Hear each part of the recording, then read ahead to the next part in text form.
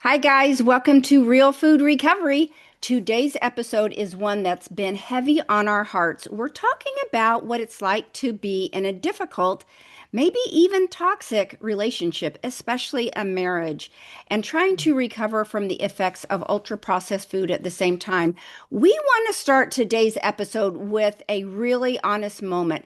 So, if you're trying to heal your body and rebuild your relationship with food, but you're constantly navigating the stress of a difficult marriage or partnership, this episode is for you. But first, I want to say hi to Shay, who's joining me today.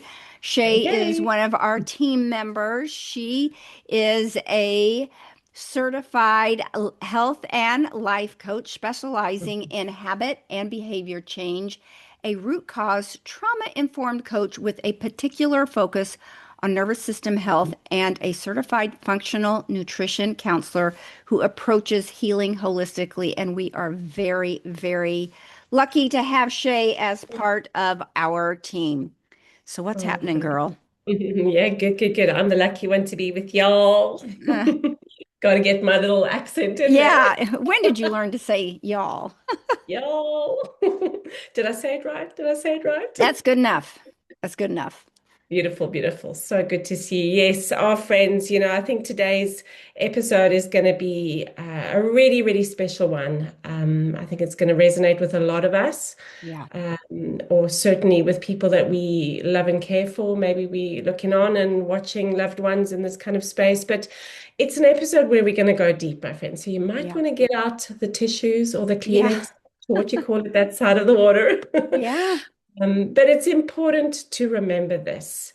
Recovery doesn't happen in a vacuum, okay? It happens in our homes, it happens in our marriages, it happens in our friendships, in our workplaces, it happens in kitchens filled with tensions. It's Yeah. real. Mm-hmm. And I think we need to talk about it. We need to Yeah. talk about this. So today we're not just going to talk about food, okay? We are actually talking about emotional freedom. We're talking about safety and often what feels like survival.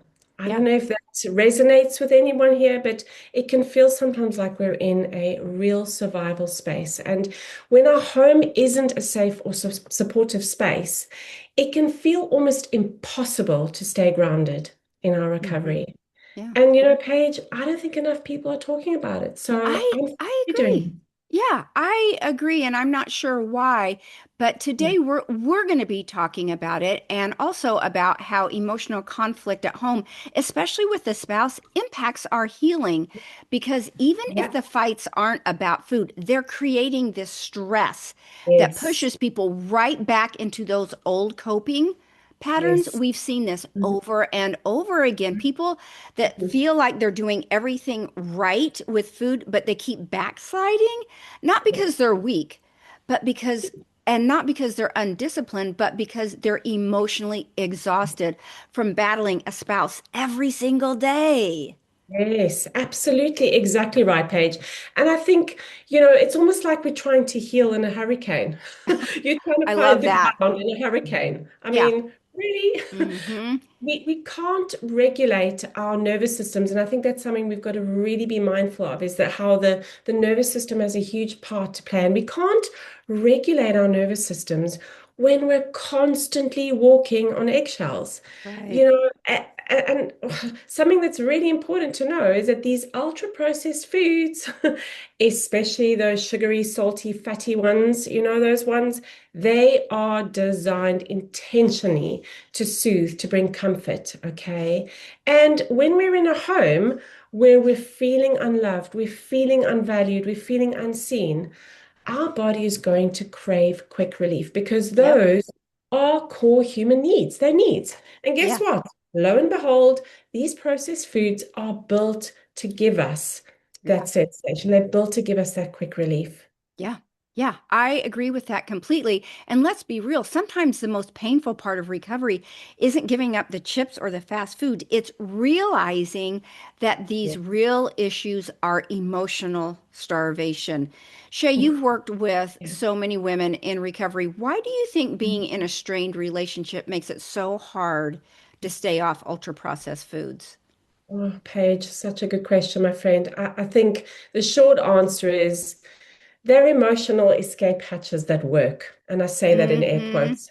Uh-huh. You know, when you're Mm-hmm. living in this constant conflict or feeling unloved at home, your brain is looking for fast, quick relief and escape from, and I say this in air quotes, the threat or the pain or the discomfort or the terror, as it were. It's picking up all of these signals all the time.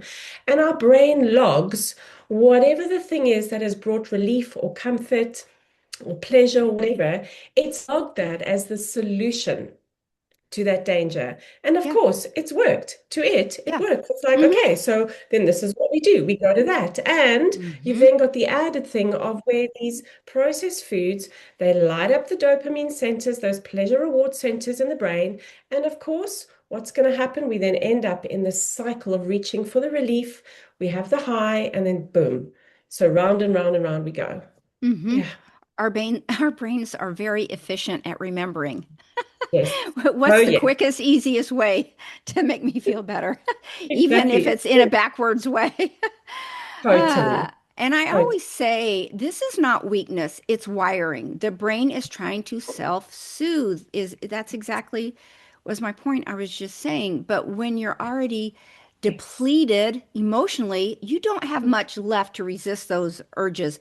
I shared this story with you a while back, but I know what it feels like. So I know what it feels like to be emotionally depleted when I was traveling recently this year with several chaotic changes in a wake for 24 hours and forced to throw out my clean food. Do you remember me telling you this story? I I had to do. throw it away in customs, and there's nothing between customs and the plane to get on, so that you can't buy anything else.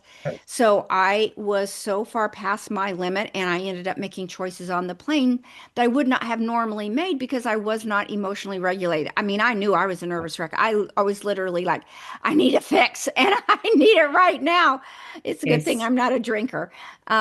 And I know that was the case because I didn't have any of these, not even close to this experience on any of the other flights. But those same emotions translate to a home filled with constant strife that will not let up. Oh gosh, yeah, absolutely. And you know, Paige, if our home doesn't feel like a place where we can just, Yep. just exhale and Hmm. breathe, where we don't feel Hmm. seen or valued or honored or respected, then even our best intentions with food can Yeah. completely collapse. Yeah. That Yeah. Yeah. Yeah. emotional weight, it's going to creak. And I think so many people, so many, I mean, how many times have we done that? Have used food as a proxy for affection or connection Yeah. or just that basic being valued and loved and respected, if we're not getting that at home. And again, we've got to remember that it's not a discipline thing. It's not about discipline. It's not a willpower thing. This is about unmet needs. Okay, those Mhm. core needs that we're needing. I remember a client clearly that I started journeying with a number of years ago who she was caught in the cycle of binge eating and binge drinking. She was in a very, very hard relationship and uh, was just belittled by her partner, and she was just so controlled. It was just awful. And so at night, when they'd go to bed, she would just sit there and she'd binge eat and drink, and this cycle. And it was just, she felt so powerless, Paige, and so much shame and helplessness involved, and we had to work really, really tenderly to break her out of that cycle to re-empower her. But there is so much shame and helplessness that comes with this story. Yeah. Yeah, it breaks my heart. I just, it's crushing. And Yeah. if you're one of those, if you're constantly arguing with your spouse or feeling dismissed or shouldering all the emotional labor in the relationship, food becomes the one area where you feel a tiny bit of control Yeah. or comfort, Yeah. or the one Yes. place you can even rebel. Some people say, I've already lost my voice in this marriage, at least I can eat what I want. But that Yes. backfires. That's the problem because the food brings short-term comfort but long-term pain. Yes, so true, so true. And we know how hard it is for our body to be focused on healing when it's in constant survival mode. We Right? we can't have the both. We can't heal and be hypervigilant. It's Yeah. just not possible. Yeah. to heal from those effects of ultra processed food really does require calm. It requires an environment that is calm and regulated. To have our prefrontal cortex come back online, we need to feel safe. That's the number one key to healing I is agree. safety. And how can we feel safe when our home feels like a battlefield, when it's Right. constant, like being on hyper alert all the time?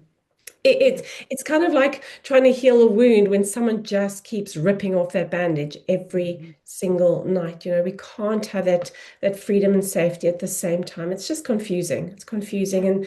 And when you consider how many children are growing up in this kind of environment, it's no Right. wonder we have adults that become caught in these cycles when they grow up. It's Right. heartbreaking. Right. And Heartbreaking. then we get back into that reparenting that Yes. child that Yeah. was had Yeah. difficulty growing up and being around that discord. Yeah, I Yes. agree. And what Mm. breaks my heart even more is how many people blame themselves for failing when really they've been trying to recover in unsafe environments. Shay, can Yeah. you think or share what you've seen when coaching others who might have been trying to recover in relationships like this that's full of Yes. tension and criticism? Talk about Yeah. that. Absolutely.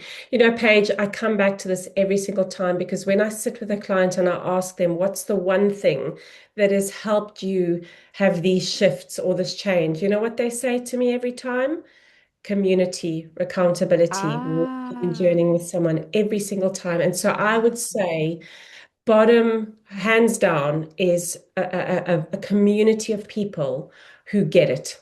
Journeying with, Hmm. even if it's one or two people where you are seen, you are heard, you are validated, you're able to just offload and refuel and get back to where you need to be, to Yeah. just get back out there, that place of belonging and safety. It's absolutely vital because we can have all the tools in the world, but all transformation happens in community, I believe personally, Yeah.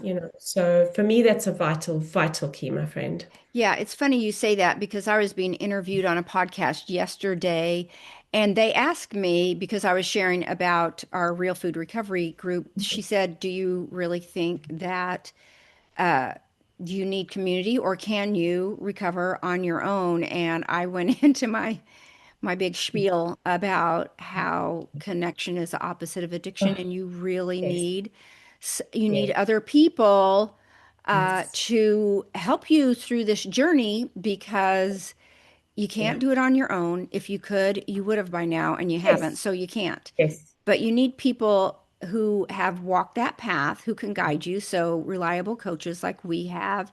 And also yeah. just hearing that you're not the only one in it and hearing other Yes, people's just connecting through, I guess, trauma yes, bonding with other people who've experienced, walked your walk and journeyed your journey. I just yes, think it is yes. just really, really helpful to know you're not alone. That by That's itself is huge. And dispel shame, dispel shame and blame. yeah, yeah, exactly. And I've Mm. had seasons where I felt completely alone in my healing, and I've watched women try to nourish their bodies while being emotionally torn down every day. One woman told me it feels like I'm fighting for my life while being Oh, insulted for oh, trying at the same time, which just kills mm, me for people that are really struggling and trying so hard. And the thing with food is you've got to keep eating to live. It's not like any other addiction. yes, So that compounds the problem as well. And we're not just dealing with cravings, we're dealing with grief, yes, disappointment, loneliness, and food becomes this false friend. So you can be yes, eating a salad and still be emotionally starving. And sometimes food is the only place you feel in control until yeah, it isn't. So, in your opinion, how do we yeah. begin to untangle emotional hunger from physical hunger, especially when food has become our only comfort? Oh, Paige, this is such a key one, I think, for anyone on that journey of recovery. I always say, that everything is connected and all things matter. And putting my kind of different hats on, as it were, if we were to look at emotional hunger, I would say what I've seen is that often it's sudden, it's urgent, and it often fixates on specific comfort foods, I say in air quotes. Whereas physical hunger, it builds gradually and mostly to often always is satisfied with balanced nourishment. Yeah, It'll go away. But when food has become our only comfort, our nervous system has learned that eating certain quick fix foods is the quickest path to relief. It logs right. that. Yeah, We've got to begin untangling the two by slowing down. We have to slow down, okay? We have to learn to name the sensations, notice triggers and patterns and cues, create pauses, okay? The power of the pause, long enough to be able to identify whether that need is for food or whether it's, for soothing or rest or connection or safety or fun. We need to be able to work on skills, whether it's somatic body check-ins, consistency around healthy, nourished, planned, structured meals, and regulating breathing and identifying cues and adding what I call personal nourishment menus, those non-food sources yeah, of comfort and soothing, yeah, to create new pathways yeah. to a sense of freedom and safety, really. So, yeah. And I'll just add to that. I have found that if I think, in air quotes, I'm hungry Yeah. and uh, all that sounds good is Doritos and donuts, Sure. then I'm not sure that's Mhm. physical hunger. If you Mhm. think, oh, what about an apple and cheese stick? And you're like, nah, Yeah. Yeah. ice cream sounds like it would hit the spot. That that's a good little test too. If Exactly. you're really hungry, a steak and potatoes will sound good versus a pie. Yes. Exactly. Exactly. 100%. Yeah. So So good. let's shift gears a minute. If someone is listening and they are in a marriage or partnership that's emotionally difficult, but they still want to stay off ultra processed foods, let's talk about some practical steps they can take. And next few things hopefully will be very helpful to those that are listening.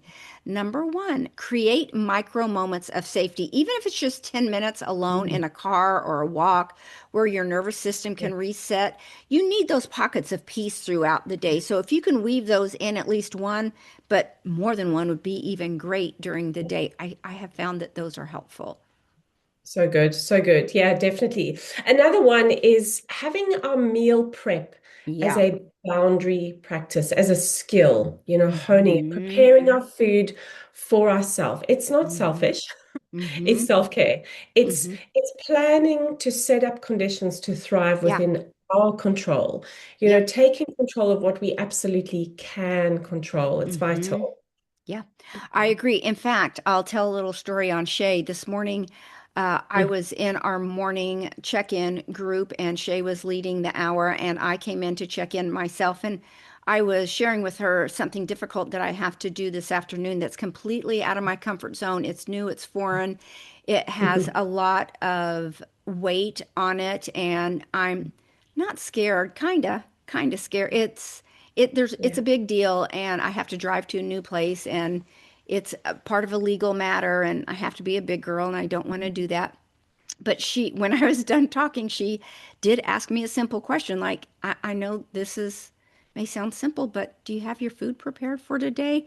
And I was able to say, you know what? I have just finished preparing each of my meals for all day long because I well knew what's in front of me today. And the last thing I need to do is make a Yeah. decision when I Oh, do get that either emotional yeah. hunger or physical hunger, either one, because both are going to be possible today. Yes. But I made Yeah. sure first thing when I got up this morning, I did put all the finishing touches, and every meal was in a container ready to go at my fingertips all Okay. day long. So, okay, So yeah. good. Next Mm. one. Yeah. Use a script to handle sabotage, like practice phrases like, that food doesn't work for my body, or I'm focusing on feeling better right now. Stay neutral. You don't have to explain it to yourself, but I have found self-talk for me to be the most powerful tool that I have in my arsenal. By far, above Yeah. anything else, is that self-talk because the brain only knows what you tell it. And the brain Yeah. actually wants to feel like it's in control and that you've got a plan, that you're going to take care of things. So fake it till you make it. Basically, just tell yourself, even for what I was just explaining about my day to day, is I could easily spin out and say, I'm scared, I'm scared, I'm scared. Or I could say, I have done everything in my power. I've got all my Yeah. paperwork together. I found the directions. I know where to park. I know who to ask for when I go into the court. All those things. So Mm. I can just keep reaffirming to Yeah. myself that I'm calm and I know what to do. Makes Yeah. complete difference So in good. how things turn out, in my opinion. It's brilliant. So good, Paige. Absolutely. Yeah, and I think another key is anchoring, like really anchoring to non-edible tools, so non-food tools. Use what I call the skills of Mm-hmm. life to stay anchored, Mm-hmm. movement, journaling, breath work, creative hobbies, any outlets, whether you've got activities, outlets, things like that, prayer, music to regulate when the emotional heat turns up. So stay anchored, holding on to something that will help us stay grounded and anchored through the storm, as it Yeah, were. I love that. I love Yeah. that. Also, I think this is a good one to have a food recovery ally. If your spouse Mm. can't support you, find someone who can, a friend, a coach, Yes. or a podcast community. And that's the one thing that I think we do really well. Yes. And I think we do a lot of things really well in real food recovery, but having an ally with one another, we have a WhatsApp group in addition to our 7 hours of Zoom Yeah. coaching a week. We have this WhatsApp group that people can pop in at any time and say, hey, I've got this going on, or this with a family member, or Yeah. I need support in this area. And you've got a bunch of people coming to your aid and either just saying they're praying for you or thinking of you or sending love, or Yeah. can share a situation where I've been there before and this is how I handled it, things like that. But it's just very comforting to know you've got that tribe behind you That's it. where you can turn, that you're not alone. Huge, huge. That's so key, so key, Paige. Absolutely. Yeah, and I think setting those non-negotiables where you Mm-hmm. don't need to give yourself permission in the sense, there's it's Mm-hmm. almost kind of similar to your personal nourishment menu, as it were, but it's where you don't need approval to not eat something or to not go to fast foods or something. It's where you give yourself the language of I get to. You're planning Yeah, I get tos. There's something that happens around I get to that is I really agree. nourishing and really soothing, and freeing and gives you a sense of choice and liberty. Yeah. I think it's one of, yeah, a really key thing is to remain um, in your own personal power and choice. I love that word non-negotiables. You and I have had conversations Yeah. around that before when people have talked about restriction. I can't do restriction. And you and I have talked about it's not restriction, it's a non-negotiable. It's a form of self-love, Yeah. right? And Yeah. it's just showing yourself the most loving way to keep yourself safe. So I Yeah. don't really believe in that word restriction, but I really lean into the word non-negotiables. I like that a Good. lot. And it's a safety word, in Yes. my Yes. opinion. Yes. And Um, empowering. Empowering. I agree. I agree. And Yeah. I like the adding in versus taking away too. You can reframe that as well. Another one is journal the emotional triggers. Write down what happened before the cravings hit, and Mm-hmm. patterns help you understand, not shame you. I like to call it's knowing the offense's playbook. If you Yes. know every night at 7 o'clock, you're going to get a craving for chocolate chip cookies. Great. You know Mm-hmm. what's coming. What a Good. gift. Yes. They Yes. literally laid their playbook right in your lap, There you and you go. know exactly what to do now. Good. Yes. We're going to keep ourselves busy. We're going to practice the piano. We're Good. going to journal. We're going to work on food prep for tomorrow. We're going to reach out and call our parents, or, That's you've got it. a myriad of things, and it's just a series of edits to find out what works best for you in getting you through that. And at Yeah. 7:30, it usually will pass, and you can give yourself one of these big pats on the back and Good. That's say, it. good job. That's it. Absolutely. I love that, Paige. It's so good. You're in the driving seat there, as it were, which Yes. is so Yep. good. Yep. Yeah, and I think also let's not fight the food Yeah. during a marital Mm-hmm. fight. Let's focus on what Mm-hmm. we can Yep. build. Let's pick our battles. If the Mm-hmm. relationship is tense, don't add the food argument on top of it. Right. Protect your peace. Pick your battles. Quietly Mm-hmm. stick to your path in a Mm-hmm. way that is going to dispel overwhelm because overwhelm is going Mm-hmm. to be screaming and knocking loud. Mm-hmm. We need to break it down. We get to break it down. Mm-hmm. Less is more in Mm-hmm. these kind of times. Simplify to Mm-hmm. keep the stress levels down and to stay regulated, as it were. Make sure that we Mm-hmm. have ways then to move that out of us, to move those Mm-hmm. emotions, to move those feelings out of it. So pick our battles and move. Yeah. Make the right moves. Yeah. No, I love that. Love that. So this is all gold. I think this is great stuff, especially that last one. Don't fight both battles at once. Choose Yeah. your lane, protect your nervous system, and hold steady. You don't always have to engage in the No, battle. I mean, that's it. you can easily Yeah, walk away and say, I'm yeah, not going to yeah. do this right now. That's I'm not prepared to do it or yeah, that's whatever. it. There's no rule that says you have to That's show up to the fight. it. That's it. So That's it. choose your lane, protect your nervous system, and hold steady. We know our body is listening, and if all it ever hears is conflict and Mm, chaos, it'll cry out to food to yeah, of soften the blow. Plus, I course. know I can't think straight if I'm worked up. Do you think we underestimate the toll emotional chaos takes on our ability to heal? Oh, gosh, Paige. Absolutely. I think so Classic too. survival mode Yeah, is exhausting. exhausting. It's Yeah. exhausting. And Hmm. here's the deal. We may not feel it, I say in air quotes, Yeah. because we've adapted. Our body has kind of moved to a new sort of normal, revved up. Hmm. But it's Hmm. in a constant state of hypervigilance, whether we Hmm. feel it or not. Okay. Hmm. Our cortisol is high, our sleep is likely poor, we're emotionally fried, which guess what? Hello, crave comfort. So we end up reaching for the fastest, quickest, most accessible form of relief, which is what? Processed foods. Hmm. And then what's going to happen when we're in this chronic hypervigilant state? It's going to derive even more cortisol, disrupt even more blood sugars, reduce our sleep quality, and round and round and round we go. And then all of our hormones are dysregulated, our hunger hormones, those are thrown out. So our body is going to end up absolutely exhausted and it's going to crave a quick energy fix. Why? Because it's perceiving that there's threat and danger going on. So it needs quick energy to access Hmm. to either fight or flight, whatever that Hmm. perceived danger is, or real danger. Hmm. And Yeah. that's where the processed foods come in. So we've got to remember that this is not a failure. It's Yeah. not a failure.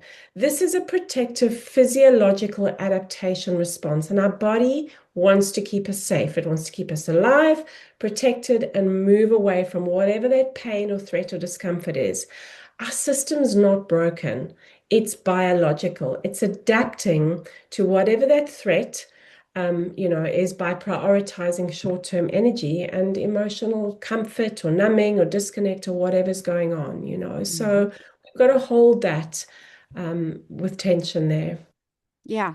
I agree so much that emotional toll really Mm, takes yeah, a hit on our body. We're recording this the week after Thanksgiving. My husband passed yeah, away when we're recording this, like 4 weeks ago, and Thanksgiving was difficult, 4 weeks in, and the day before that was a lot of cooking that he did and we did it together, and then mm, the holiday itself was yeah, emotional too, and we visited the gravesite, but there was just so much hypervigilance around just trying to keep it together, keep it together, keep it together. By yeah, Thanksgiving night, and I didn't get into the sugar, but just sure. the Thanksgiving foods are all super rich, Yeah. and it wasn't my normal, and I'm sure there was some sugar in some of the dishes I got into, and my stomach was killing me by the Oh, time evening hit.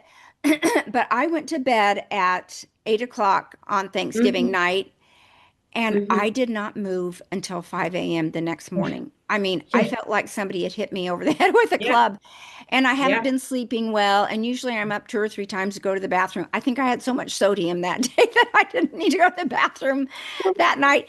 But I think I was just absolutely Yeah. emotionally past Oh, my physical, yeah. emotional, mental, everything. And Yeah. I literally passed out Yeah. and just didn't move. I mean, I woke up that morning and I'm like, wait, where am I? What time is Yes. it? What day is Oh, it? But yeah. yeah, I do think that that emotional Yes. toll, it just Mm, really zaps everything in your body. It's so hard on your body. So absolutely. I appreciate your explanation because it helps people understand that it's not weakness. That's the No. nervous system doing what it was designed to do. Yes. Find relief. That's its Yes. job. I'm looking for relief here, people. I need help. Yeah. And I think Yeah. it's such an important reframe because so many people feel ashamed of their Yes. cravings when really it's their body begging for Mm-hmm. safety. Yeah. Safety. That's it. That's our number one job is to be safe. We're not looking for snacks, we're looking for safety. I had another airport experience several years ago when there were Mm, flight problems and concerns about missing the connections, and they were going to make us gate check our bags. And mm, I asked the lady at the counter if I really had to gate check my bag because I had lost it so many times mm. before. And she said this in this real flat monotone, no, you don't have to gate check it, only if you want to get on the plane. And Oh, I ate five cookies while we were waiting, and I only did that because I didn't have six. But oh, I just couldn't stop. And yeah. I was just completely out of control within my nervous system, floating above my body, watching the whole thing with Yeah. curiosity, but I couldn't stop. And I just wanted more to try and calm myself down. By the way, Oh, it does not work. But it yes. just, I was trying to do it in a backwards way. In other words, I was Yes. looking for solutions outside myself Yeah. versus inside myself, which is what we preach is practice Yes. looking for ways to control that nervous system from within. What can you do? If food weren't Yeah. an option, what could you do within yourself to try and calm yourself down? Yeah, absolutely. So good, Paige. And our brain is designed to find solutions. It's Yeah, a solution finding yeah, thing, and it makes mhm, so much sense, especially what you've just said. yeah, When we have used food for so many years yeah, to regulate or soothe ourselves, hmm, and when food has been the only way that we know how to regulate, we've got to realize that it's not about willpower. Again, I can't say this enough. It's about finding other ways to tell our body you're okay, you're safe, hmm, and that might look like breath work, going for a walk, turning off our phone, just sitting in silence, getting outside. Those little resets are so powerful. And I think just three really key things is one, it's the awareness. That's the first intervention. Tracking cues, noticing when panic rises and naming those sensations without judgment. Okay, that is so hmm, key. And then what I call titration, it's those kind of micro doses of just stretching and building the capacity. This prevents overwhelm from kicking in. It's just building that capacity back into your body, as it were, into your nervous system. And then preloading those tools, again, similar to number two, just building that capacity, those, again, balanced meals, consistency, consistent sleep routines, predictable rhythms. We need certainty in these kind of spaces, something that's going to anchor us and where we can co-regulate. hmm. So our nervous system has the capacity when the stress hits, because stress will hit, it's going to hit. Yeah. So Yeah, so true. I love that. I even love my little trick that I talk about putting your hands on your mhm, cheeks and literally saying three times to yourself, you're okay, you're yeah, okay, yeah, you're so okay. good. So you're Yeah. not just retraining your habits, you're retraining your nervous system to Yes. believe that Yes. peace is possible without food. And I don't say that sentence lightly because it really is a process of retraining your nervous system to believe you and trust Yeah. you. Even Mhm, like when I was telling somebody about getting off sugar, oh, I think it was on that podcast last night, mhm, is mhm. I don't know that my nervous system believed I could do it until I finally did do it. Yeah. And it was like a miracle. Yeah. yeah, it's So, got to feel. retraining your nervous Mm, system to believe peace is possible mm, without food, and it is. And here's the big question that so many of our listeners are too afraid to say out loud. Can yeah. I really recover if my marriage never gets better? Yeah, it's real honest question. Oh, Have to go yeah. there. I think, gosh, Paige, the honest answer, I think it's sometimes yes, sometimes no. It depends. But what I do Mm, know for sure is that we can start. Okay. I think we've got mm, to remember that we can start as, we can take back control and we can get stronger by building resilience. I think what's really important in these times is that resilience is vital to yeah. build that capacity. And that comes through embedding those non-negotiables again, those basic foundations over and over and over again. Our sleep, our movement, our high nourishing foods, our communities where we're connected, etc. And, resilience for me, I see that resilience is basically the amount of resources that we have to help us ride the storm and come out mostly unscathed. What have we deposited that is built into us that gives us the ability to withstand it? And sometimes, and here's the tough one, sometimes that healing actually becomes the catalyst, that journey that we start on, it actually becomes the catalyst that changes the dynamic, or at least gives us the strength and the clarity to start to lean into making hard decisions around that, Hmm. which we're not able Yeah. to before because we Yeah. just don't have the strength or the resilience or the capacity for. Right. Yeah. Yeah. And you don't have to solve your whole marriage today. You No. just have to choose yourself long enough to start healing because when you get clear, you get Mhm. stronger. And when you Yes. get stronger, everything Hmm. changes. Part of Yeah. the recovery work is how you learn to take care of yourself, regardless of what others around you are doing. That is a huge component. Even with, I'm going to go back and share about this Okay. podcast I was interviewed on last night. She was Hmm. talking about how do you know when you've made progress around Hmm. sugar. We were talking about sugar specifically. And it's when sugar's in the room and it doesn't affect me like it Yeah. did Yeah.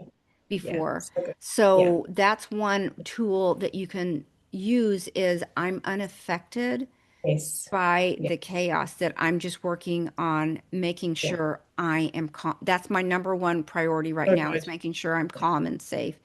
So, Yeah, it's good. It's a good gauge, Paige, yeah. actually, a very good gauge of where you're at on that strength journey. Yeah, so good. Mhm. Mm. Mhm. Yeah, and I think, sometimes our partners do come around. Sometimes they don't. Yeah. But Hmm. our, healing and recovery journey cannot be based on their participation. It can't be based on anybody's really. Our food healing and recovery cannot depend on someone else's behaviors. That's not to say that the behaviors aren't going to impact potentially, but it's got to be built around our own internal boundaries and guidelines and routines and safety anchors and those things that we've got built in place, those structures, because stressful home dynamics mean that we need much stronger external structures, that inner and that outer stuff, our meal plans, our personal eating rhythms and boundaries, our supportive communities. I'll say it again and again and again, and those spaces where, we can regulate, even if it's little ones that are just for us. Yeah. And I think it's important that we know that the goal is that sort of sovereignty, and that learning to heal um, is valid even if no one around us changes at all, because we're doing it for us. Yes. And then Yes. when we heal and we're that healthiest version, that's the version that the others around us get, you Yeah. know? Yeah, I agree. And we just want to say to the women listening who are doing this alone, we Yeah. see you. We honor Yeah. your fight. You are not a failure because your relationship is hard. Mm. Absolutely. Yeah. Yeah, for sure. And if you're feeling like, yeah, I'm eating clean, but I still feel so just broken and exhausted, please know, friends, please know that emotional safety and freedom matters. Yeah. Love should never feel like a war. You know, we Yeah. deserve peace on our plate and peace in our homes. We Yeah. deserve that peace, I absolutely. agree. You do. You do deserve that. And your recovery matters. Even if your relationship doesn't reflect that yet, keep Yeah. choosing you, keep choosing Yeah. real food, and keep walking forward no matter what. So, I have an idea. Let's get into some listener questions that might be helpful to some of the thoughts Mm. you might still be having around these and see if something doesn't strike a chord with you. Shay, you want to start out? Definitely. I think we've got some really good ones here today. This is a humdinger, Yeah. first one, but a very important one. So, how do I recover when my partner mocks my efforts? Okay. Mm. So, really important to note here is that mocking is actually a form of dysregulation and sometimes control. It's not a reflection of your worth. Okay, this is absolutely about that person. Being able to anchor ourselves in our why, creating emotional boundaries, and seek supportive relationships outside of that home is vital. Okay, we need to be able to build habits really quietly and consistently. Behaviors that are repeated in self-respect and self-honor and self-care, choosing us first, actually rewires our entire nervous system. You know, the neuroplasticity, the brain rewiring, the bioplasticity, the body rewiring. It wires it more strongly than anybody else's criticism. But remember, this actually is a sign of their dysregulation and their control. It's Yeah, not you. I love that. Love that. Uh, that's great explanation. The other one is, what's the best way to set food boundaries without triggering more arguments? Mm, I like the idea of using I statements. I feel yeah, better when. I avoid yeah, that food. Avoiding debates. You do not have to engage in debates or try to convince anybody of anything. That's not your job. Your choices aren't up for discussion. They're your act of self-care. So that quiet confidence speaks louder than defensiveness. And I think as you continue to do that, you are training your partner to understand yeah. that you no longer engage in that type of behavior. So good. I love that page. It's so good. Yeah, very good. Right. So, question three, is it normal to feel more lonely in marriage after starting recovery? Sadly, yes, I'm Yeah. afraid, yes. And this is the real clincher point, I think, when it comes to change. When we start to change without our partners or loved ones realizing it, we're no longer the version that they knew once. Yep. And that can be very unsettling for Oh, them, totally. totally Totally. unsettling. And without them realizing it, or maybe sometimes they do, they try and sabotage us. 100%. Uh-huh. I see it every single time. And being able to understand and recognize that is key. Healing can Mhm. create space between us and the people who aren't growing, and we need to be able to honor and understand what that space is saying. And that loneliness doesn't mean that you're doing something wrong. It might feel like it because it's uncomfortable, but it actually means that you're becoming more and more aware. You're becoming more of who you're actually created to be. And so use that space as a springboard. Use it to go inward, to build deeply, to build support outside, and to let that clarity and that you, that real you, come out even Yeah. more than ever. Yeah. I love that. Good one. The next question is, can recovery create more conflict if your spouse doesn't change? Well, Mm, mm, kinda, it can. Your yeah, healing might feel threatening to someone who's not ready to look at their own habits or control dynamics. But that tension isn't a sign to stop healing. It's a sign to double down on your boundaries, your support yes, system, and your inner work. So yes, you got to be prepared for when you change. Not everybody yes. likes it. Not everybody in the Yeah, room is going to love what you're doing. absolutely. And they'll all have their own opinions for sure. Yes. Absolutely. Yes. Yes. So good, Paige. So, how can I stop using food to cope with emotional neglect? Okay, so again, remember everything is connected. We are all parts of a bigger kind of picture of ourselves in that sense. And so we've got to start by naming what's really going on, my friends. Emotional neglect is real, and food is so often a placeholder for connection. You know, you've heard us say this many times on the podcast, the opposite of addiction is connection.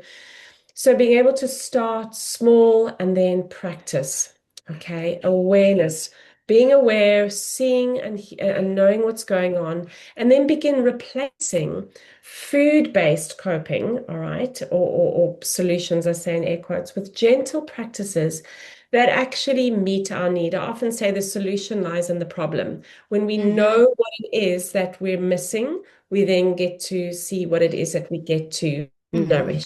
Okay, and Mm-hmm. call friends, move our body, and again, remember, community.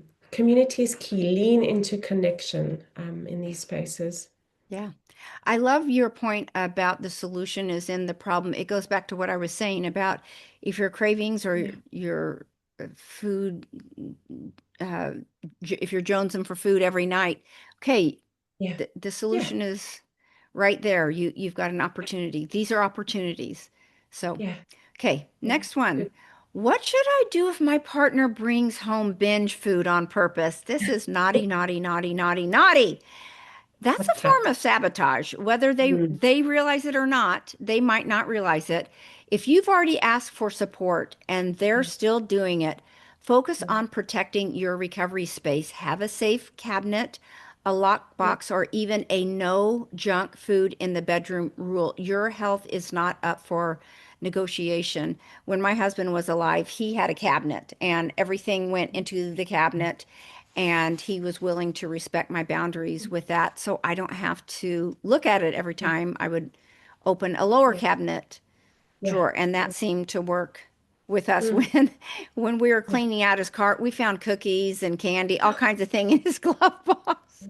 So he had things in his car too. Okay. He Yeah. needed his fix. He loved Yeah. his junk Yeah. food. There we go. Oh, friend. Well, it's so good that you had those tools set in place. So Mm-hmm. important. So, can our recovery threaten our partner's sense of control? Yes, for Mm-hmm. sure, for sure. So, Mm-hmm. if our partner, and this is important, if our partner or loved ones know food or use food as a sense of connection or a bonding, pathway or tool, or if they feel that they're losing influence over you, I say that in air quotes, Yes. they may act out. Okay, it's Mm-hmm. not if, it's when. Okay, so Mm-hmm. again, just knowing that we need to stay steady, just be aware, reassure them. Okay, and this is where communication is important. Reassuring them that, if it feels safe, um, then we're okay. But don't shrink to soothe their discomfort. Mm-hmm. Make sure that you can communicate if it's safe and you feel like you can have a chat with them.